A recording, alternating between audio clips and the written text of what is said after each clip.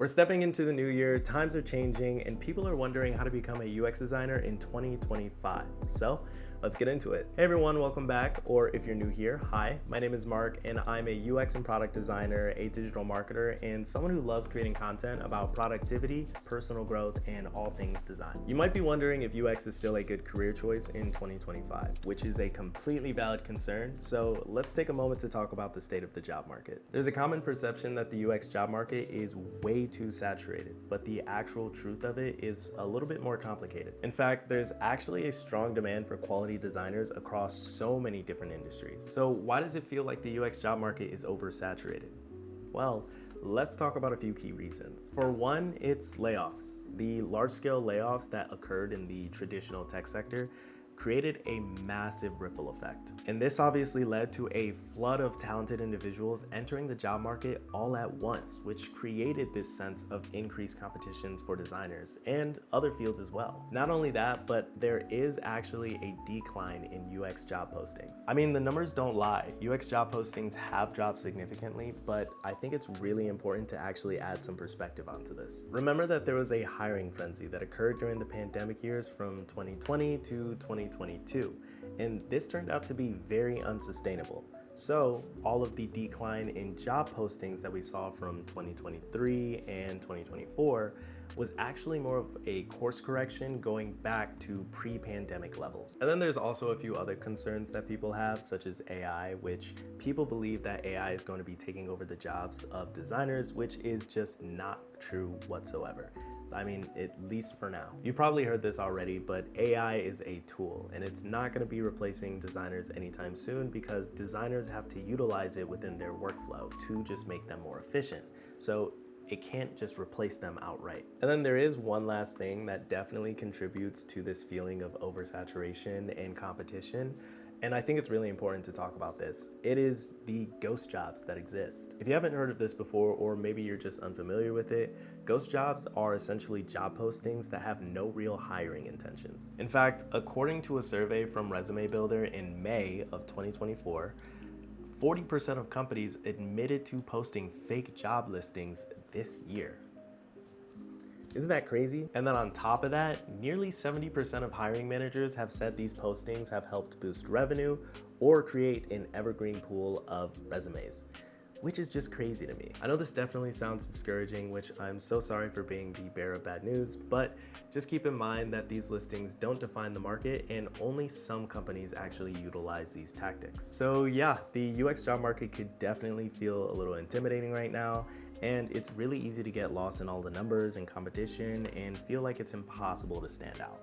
But there is actually good news, and that is that it's far from impossible. With the right strategies, you can absolutely break into UX. So let's go over how to make that happen step by step. So first up, let's talk about experience, which is funny because it's almost like a catch-22 where you need experience to get the job, but you also need the job to get experience. I don't know. But there are ways around that. So a few tips to gain some experience. Keep in mind that you don't need a formal role to actually get some.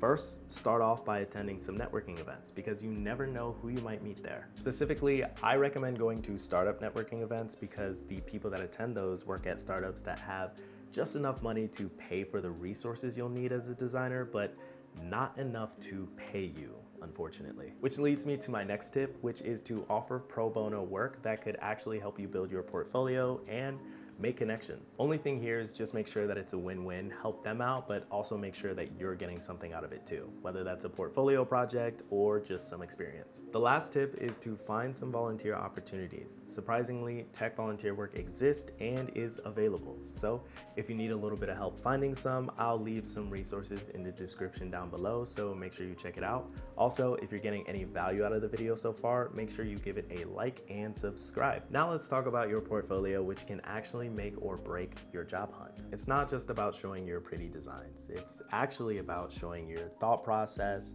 how you solve problems, the impact of your work, and doing all of that in a engaging storytelling type of way. So some advice on creating an effective portfolio. For one, focus on work that is actually relevant to the jobs that you're applying for. So for example, if a job is emphasizing user research, make sure you're highlighting user research in your portfolio. And like I said before, don't just throw in a bunch of final designs and call it good. Tell a story.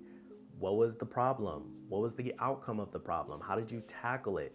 And do it in an engaging way. At the very beginning, this is such an undervalued skill, at least in my opinion, but storytelling makes a portfolio so much more memorable. So get creative with it. I'll actually be making a video on my process for redesigning my portfolio, so make sure you subscribe and turn on notifications to check it out later. Okay, now on to networking, which I know people are probably very tired of hearing it, and I get it. Also, networking can be very awkward for a lot of different people, but it is truly one of the most effective ways to land a job. I mean, it's how I got my job. So for some tips, start with LinkedIn. It's not just for people that you know, it's also for people that you want to know. And then platforms like ADP List are also great for connecting with mentors or just other professionals in the field. If it's helpful, along with all of the other resources that I'm providing, I'll also leave a prompt that you can use to reach out to people and hopefully get some responses. An important thing to keep in mind here is to ask people about their experience, ask for feedback on your portfolio, and just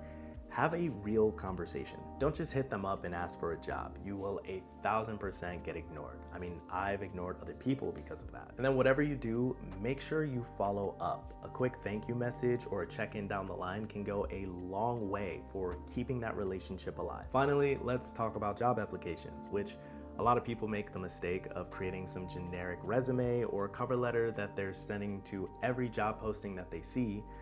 Don't do that. Instead, I would actually recommend focusing your energy on companies you're genuinely interested in. Research them, understand their products and values, and tailor your application to show why you're a great fit.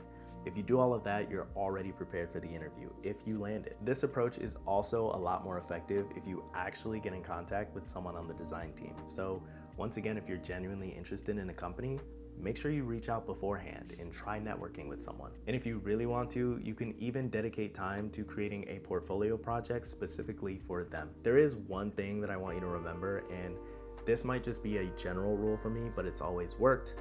It is always better to send 5 really strong personalized applications than 50 generic ones. Breaking into UX takes a lot of effort and it is not easy. I don't want you to think it is, but it is totally doable, especially with the right approach. Gain experience wherever you can, build a portfolio that tells a story, network like a pro, and apply strategically. I'm sure you'll find your UX job and break into the industry. Other than that, thank you so much for watching the video. If you gained any value from it, make sure you give it a like and subscribe, and I will see you in the next one.